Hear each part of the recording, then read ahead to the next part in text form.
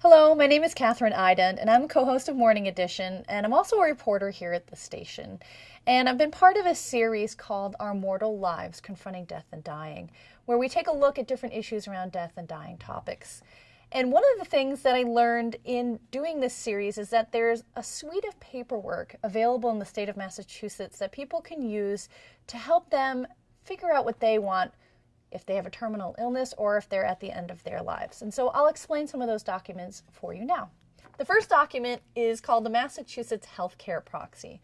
And this document's a legal document, and it's good for anyone over 18, whether you're healthy or you're sick, because it helps you to pick someone in your life that you trust that would make medical decisions for you if you were incapacitated in any way, whether you were in an accident or if you went into a coma because you had a serious illness.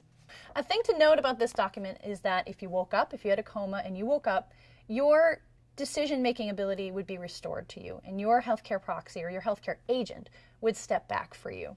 Another thing to note is that this person can change anytime that you want. So if you're younger and you want to pick your parent to make those decisions for you, but then in a few years you get married, you can easily change this document. It is a legal document, so you would have a witness sign it, but you can change this or even revoke it at any time.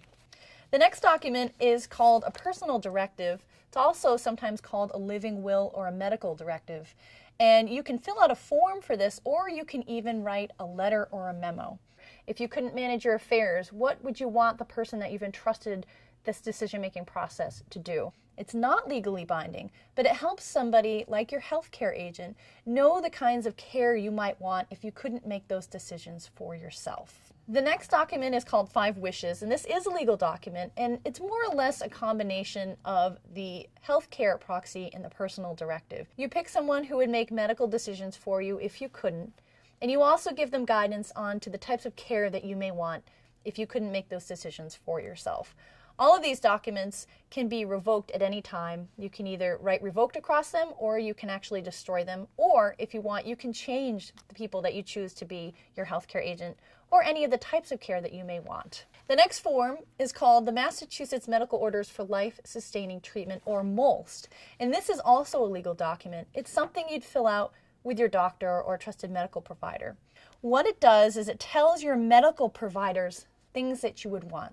And that could be anything from whether you would want CPR to being put on a ventilator, or if you would want dialysis or feeding tubes or anything of the like. And you can have a conversation with your doctor about what those types of interventions are and how they may impact you depending on your illness.